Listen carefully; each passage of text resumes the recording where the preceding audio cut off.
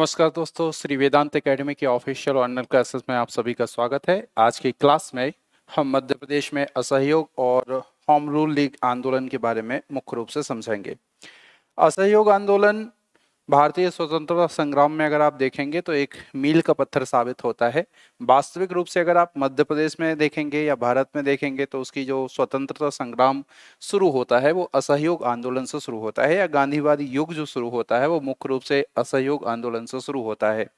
असहयोग आंदोलन के पहले एक और घटना घटित हुई थी जिसको होम रूल लीग आंदोलन के नाम से जाना जाता है। तो शुरुआत होगी होम रूल लीग आंदोलन से, उसके बाद फिर असहयोग आंदोलन। तो मध्य प्रदेश में इन दोनों की स्थिति क्या है उसके पहले आप एक सामान्य सी जानकारी ले लीजिए कि श्री वेदांत एकेडमी का नया बैच जो है वो 25 मई से शुरू होने के लिए जा रहा है और सुबह 10 बजे से शुरू होगा। प्री और मेंस दोनों के लिए होगा। फाउंडेशनल बैच है, हिंदी और अंग्रेजी के लिए अलग अलग बैच होंगे।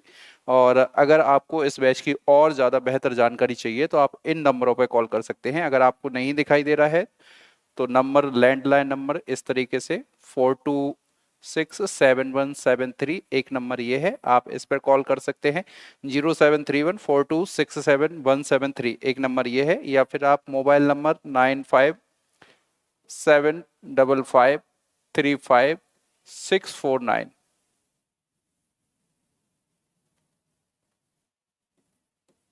इस नंबर पर भी कॉल कर सकते हैं। तो इन नंबरों पर कॉल करके आप बैच के बारे में ज़्यादा जानकारी ले सकते हैं। आज की क्लास में सबसे पहले आपको होम रूल लीग आंदोलन के बारे में समझना है।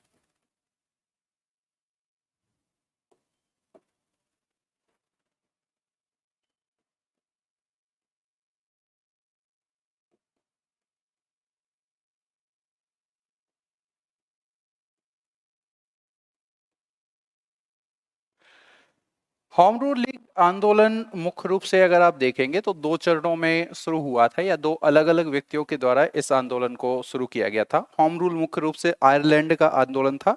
वहां से प्रेरित होकर इस आंदोलन को भारत में लाने का श्रेय जो जाता है वो मुख्य रूप से एनी बेसेंट को जाता है, जो एक आयरिश महिला थी। तो जब प्रथम विश्व युद्ध शुरू हो गया तो एनी बेसेंट ने इसको एक अवसर की तरह माना और उन्होंने कहा कि अंग्रेजों के ऊपर दबाव डालकर हम अपनी मुख्य बातों को उनसे मनवा सकते हैं। और इस उद्देश्य को ध्यान में रखते हुए 1915 में उन्होंने एक आंदोलन की शुरुआत की जिसको होम रूल लीग आंदोलन के नाम से जाना जाता है। तो 1915 में एनी बेसेंट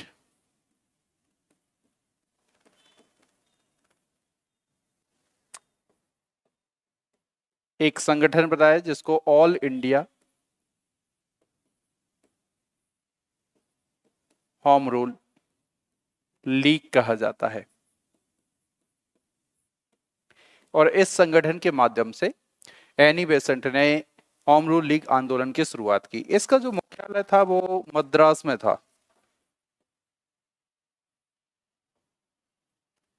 मद्रास में इस होम रूल लीग आंदोलन का मुख्यालय था। इसी बीच में हुआ ये था कि बाल गंगाधर तिलक जिनको सजा हुई थी वो 1916 में जेल से छूट के आ गए।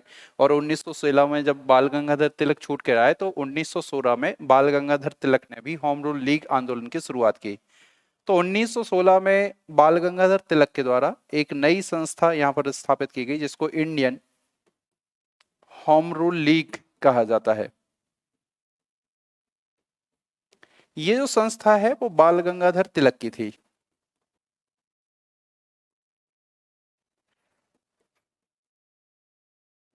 और इसका मुख्यालय जो माना जाता है वो मुख्य रूप से नागपुर में माना जाता है।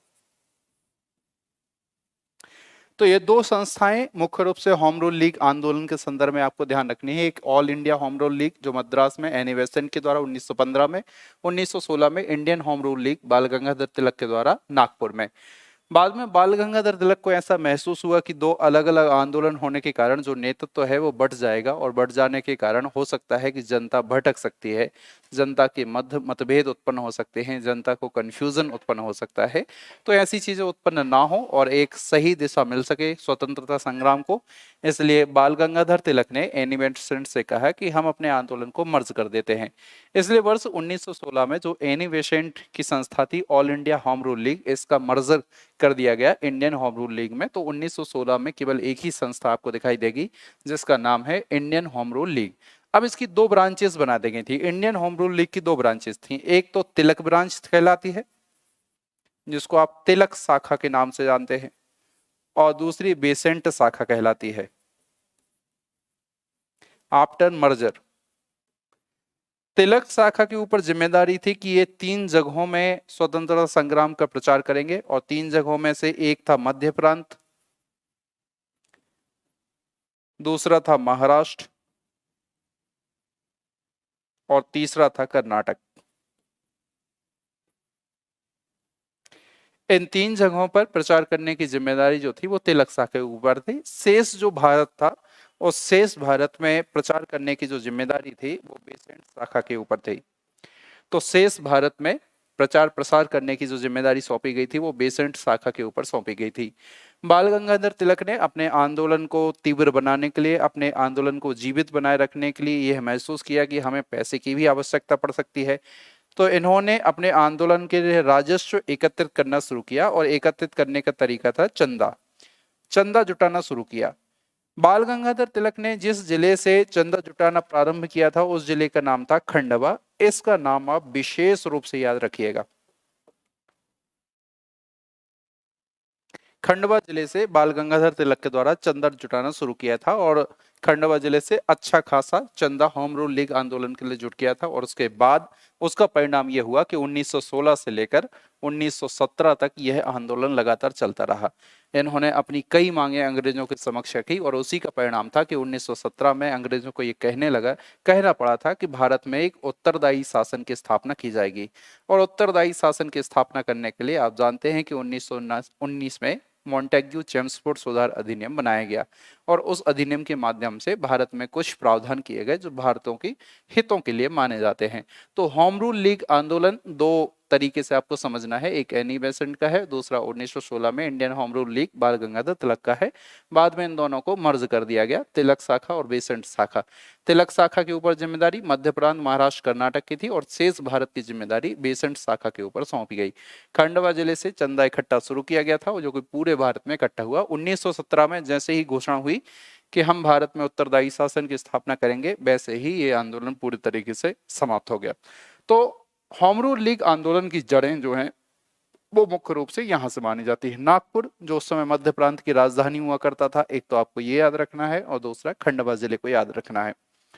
दूसरा, स्वतंत्रता संग्राम के संदर्भ में जो सबसे महत्वपूर्ण आंदोलन आपको समझना है, या शुरुआत के संबंध में सबसे महत्वपूर्ण आंदोलन समझना है, वो है असहयोग आंदोलन।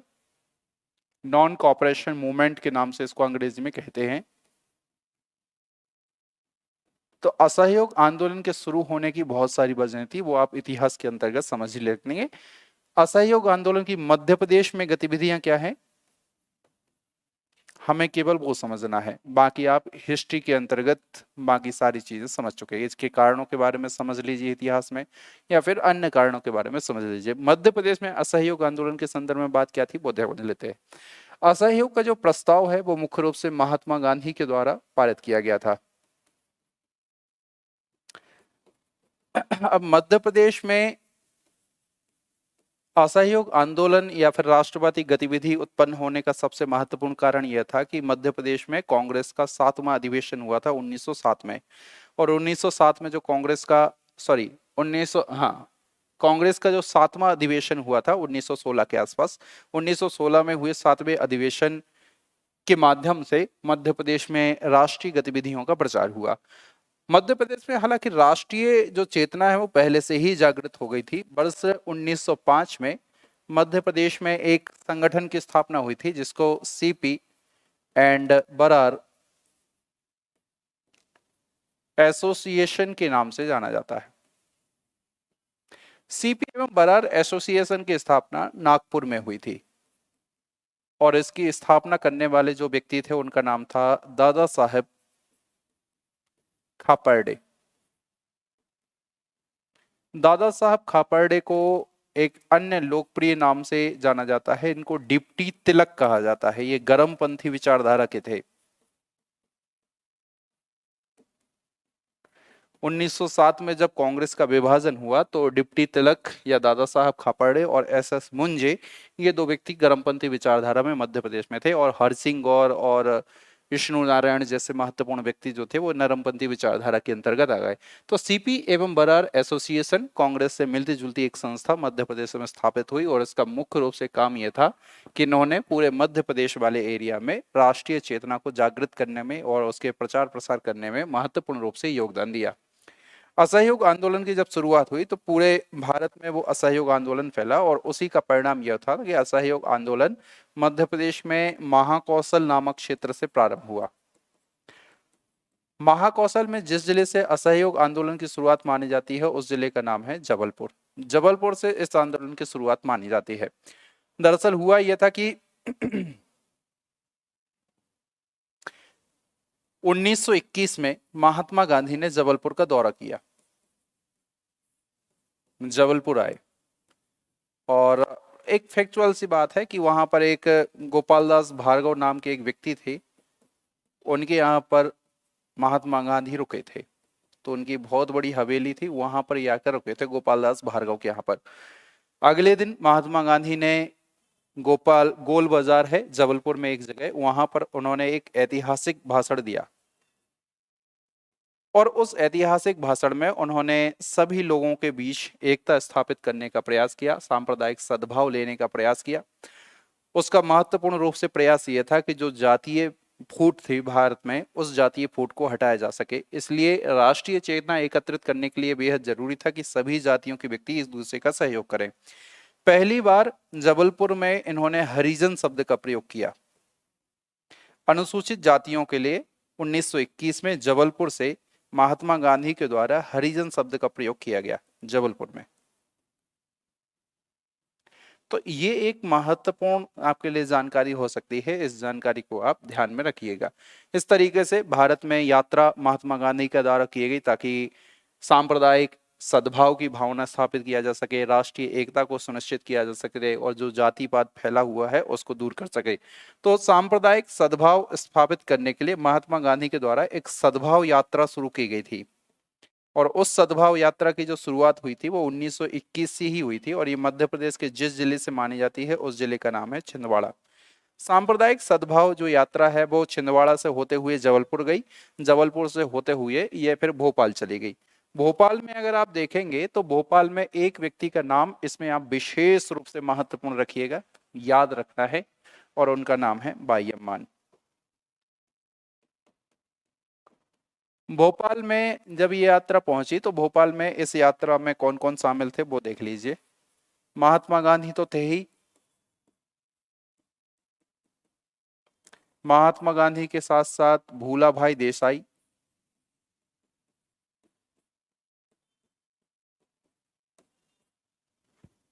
एक थे अली बंधु, शौकत अली, नवाब अली, और एक थी मीराबेन। ये व्यक्ति भोपाल में गए थे और उन्होंने राष्ट्रीय सहयोग स्थापित करने के लिए बात की, सांप्रदायिक सद्भाव स्थापित करने के लिए कहा। सांप्रदायिक सद्भाव स्थापित करने में भोपाल में जिस महिला का नाम सबसे अग्रणी और सबसे उल्लेखनीय माना जाता है उनका नाम है बाई अम्मान। ये नाम विशेष रूप से याद रखिए। बाई अम्मान भोपाल की थी और इन्होंने असहयोग आंदोलन में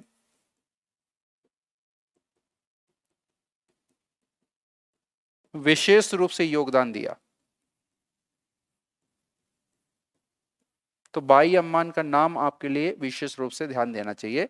और इस तरीके से असहयोग आंदोलन की शुरुआत हुई। 1922 तक जब तक आते तब तक आप पता ही है चौरा चौरी नामक स्थान पर एक हिंसात्मक घटना घटी और उस हिंसात्मक घटना होने के कारण फिर ये जो असहयोग आंदोलन था, इसको महात्मा गांधी के द्वारा वापस ले लिया गया, जिसके कारण से असहयोग आंदोलन समाप्त हो गया।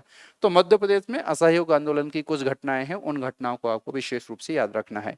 अब दो, होम रूल आंदोलन और असहयोग आंदोलन, इन दोनों के आधार पर कुछ क्वेश्चन है इन दोनों टॉपिक से, उन क्वेश्चन को एक बार आप देख लीजिए ताकि ये छोटे से टॉपिक आपके कवर हो जाए। पहला क्वेश्चन देखिए, मध्य प्रदेश में असहयोग आंदोलन का प्रारंभ कहां से हुआ था?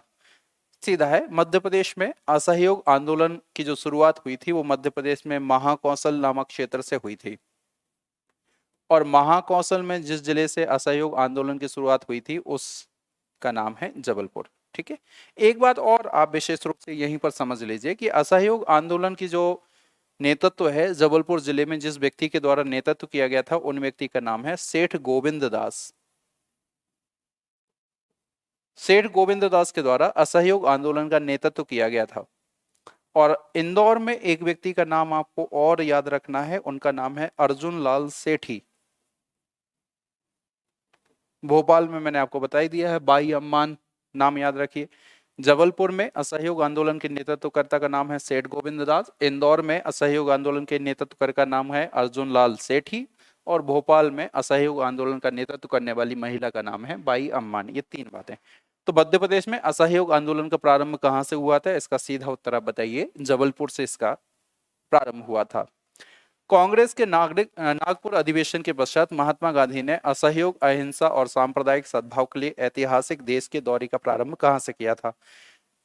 हम पहले ही इसका डिस्कस कर चुके हैं कि एक सद्भाव यात्रा महात्मा गांधी के द्वारा शुरू की गई थी और उस सद्भाव यात्रा का प्रारंभ जो हुआ था वो वर्ष 1921 से हुआ था।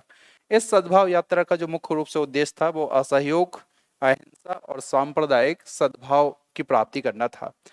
तो लोगों से इस बात की अपील करना था कि अंग्रेजों से आपको असहयोग की भावना रखना है, मतलब अंग्रेजों का सहयोग नहीं करना है। इस बात का प्रचार अहिंसात्मक तरीके से हमें आंदोलन करना है और सांप्रदायिक सद्भाव स्थापित करना है। इन उद्देश्यों को लेकर सद्भाव यात्रा 1921 में शुरू की गई थी। इस यात्रा की शुरुआत मध्य प्रदेश के जिस जिले से मानी जाती है उस जिले का नाम है छिंदवाड़ा। तो मध्य प्रदेश के छिंदवाड़ा डिस्ट्रिक्ट से इस सद्भाव यात्रा की शुरुआत मानी जाती है। तो दूसरे का सही उत्तर हो जाएगा सी, छिंदवाड़ा। तीसरा क्वेश्चन है, किस आंदोलन में और कहां महात्मा गांधी ने सर्वप्रथम हरिजन शब्द का प्रयोग किया था? ए, असहयोग आंदोलन नागपुर, बी, असहयोग आंदोलन जबलपुर, सी, खिलाफत आंदोलन नागपुर, या सविनय अवज्ञा आंदोलन सीहोर। आप जानते हैं कि यह असहयोग आंदोलन है जबलपुर में, जब महात्मा गांधी ने गोल बाजार में खड़े होकर हरिजन शब्द का प्रयोग किया था। तो अगर जबलपुर में जगह भी देखनी है तो वो गोल बाजार है। अगर पूछा जाए कि महात्मा गांधी कहाँ ठहरे थे तो मैंने आपको बता ही दिया है, गोपाल दास भार्गव की जो हवेली थी वहां पर ठहरे थे। और 1921 में गोल बाजार में इन्होंने पहली बार असहयोग आंदोलन के दौरान जबलपुर में हरिजन शब्द का प्रयोग किया था। नेक्स्ट, असहयोग आंदोलन में भूमिका निभाने वाली बाई अम्मान का संबंध किस जिले से? सीधा उत्तर है, बिल्कुल सरल सा उत्तर है, भोपाल। बाई अम्मान का संबंध मध्य प्रदेश के जिस जिले से माना जाता है उस जिले का नाम है भोपाल।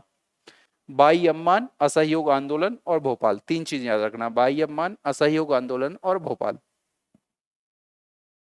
पांचवा क्वेश्चन है, किसने कांग्रेस नागपुर अधिवेशन के पश्चात महात्मा गांधी ने असहयोग अहिंसा? इसका उत्तर तो हम देख चुके हैं ना, इसका छिंदवाड़ा सही उत्तर है, शायद रिपीट है। जबलपुर में असहयोग आंदोलन का नेतृत्व किसने किया था? इसका उत्तर है सेठ गोविंद दास, है ना। जबलपुर में असहयोग आंदोलन का नेतृत्व करने वाले व्यक्ति का नाम है सेठ गोविंद दास। इंदौर में नेतृत्व करने वाले व्यक्ति का नाम है अर्जुन लाल सेठी। और भोपाल में नेतृत्व करने वाली महिला का नाम है बाई अम्मान। ये तीन व्यक्ति आपको असहयोग आंदोलन के संबंध में याद होने चाहिए। तो आपसे जबलपुर में पूछा गया है कि जबलपुर में नेतृत्व किसने किया था, तो सीधा उत्तर है सेठ गोविंद दास।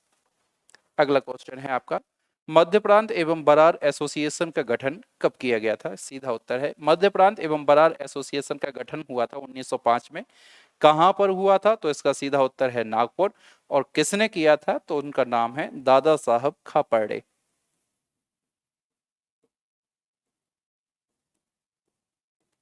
दादा साहब खापर्डे इसका सही उत्तर है। तो सातवें का सही उत्तर हो जाएगा ए 1905। सीपी एवं बरार एसोसिएशन का गठन 1905 में नागपुर में किया था दादा साहब खापर्डे, जिनको आप जानते हैं कि डिप्टी तिलक के नाम से भी जाना जाता है। डिप्टी तिलक भी इनको कहते हैं। All India Home Rule league का गठन किसने किया था? All India Home Rule league का गठन हुआ था एनी बेसेंट के द्वारा, और यह गठन कब किया गया था? 1915 में। बाल गंगाधर तिलक के द्वारा जिस होम रूल लीग के गठन के बारे में बात आती है उसका नाम है इंडियन होम रूल लीग। तो बाल गंगाधर तिलक ने इंडियन होम रूल लीग की स्थापना की थी, कब की थी? 1916 में। आपसे पूछा गया है All India Home Rule League, तो All India Home Rule League की स्थापना एनी बेसेंट के द्वारा वर्ष 1915 में, बाल गंगाधर तिलक ने इंडियन होम रूल लीग की स्थापना की थी वर्ष 1916 में। नेक्स्ट, निम्न में से कौन सा या फिर से कथन सत्य है? सत्य कथन बताने हैं आपको। और पहला स्टेटमेंट है बाल गंगाधर तिलक की होम रूल लीग का क्षेत्र शेष भारत था। बाल गंगाधर तिलक की जो तिलक शाखा है उसका क्षेत्र शेष भारत था। एनी बेसेंट की होम रूल लीग का क्षेत्र मध्य प्रांत, कर्नाटक एवं महाराष्ट्र है। ये दोनों ही स्टेटमेंट अगर आपने विकल्पों के आधार पर देखो या जो आपने पढ़ा है उस टॉपिक के आधार पर आप देखेंगे तो दोनों ही स्टेटमेंट गलत है। ये भी गलत है, ये भी गलत है। तिलक शाखा का जो क्षेत्र था वो 3 जगह, मध्य प्रांत था, महाराष्ट्र था और कर्नाटक था, जबकि शेष भारत जो है वो बेसेंट शाखा का माना जाता है। इसलिए पहला भी गलत है, दूसरा भी गलत है, ये दोनों उल्टे होने चाहिए। बाल गंगाधर तिलक की शाखा होम रूल लीग का क्षेत्र मध्य प्रांत, कर्नाटक, महाराष्ट्र, जबकि एन ए बेसेंट की जो होम रूल लीग है उसका क्षेत्र शेष भारत होना चाहिए। तो सत्य कथन बताने हैं तो ना तो पहला सत्य है ना ही दूसरा सत्य है, तो इसका सही उत्तर हो जाएगा डी। अंतिम प्रश्न है, बाल गंगाधर तिलक ने होम रूल आंदोलन के लिए चंदा एकत्रित करना कहां से प्रारंभ किया था? बाल गंगाधर तिलक ने जब चंदा जुटाना शुरू किया था तो उसकी शुरुआत हुई थी खंडवा से 1916 में। तो वर्ष 1916 में चंदा जुटाने के लिए जिस जगह से उन्होंने शुरुआत की थी उस जगह का नाम है खंडवा। यह मध्य प्रदेश में असहयोग आंदोलन और होम रूल लीग आंदोलन से संबंधित कुछ महत्वपूर्ण बातें हैं जो परीक्षा के दृष्टिकोण से आपके लिए महत्वपूर्ण है। छोटी छोटी सी बातें हैं लेकिन परीक्षा के दृष्टिकोण से अति महत्वपूर्ण बातें हैं, इसलिए इनको आप ध्यान से पढ़िए, समझिए। मिलते हैं कल की क्लास में एक नए टॉपिक के साथ। धन्यवाद।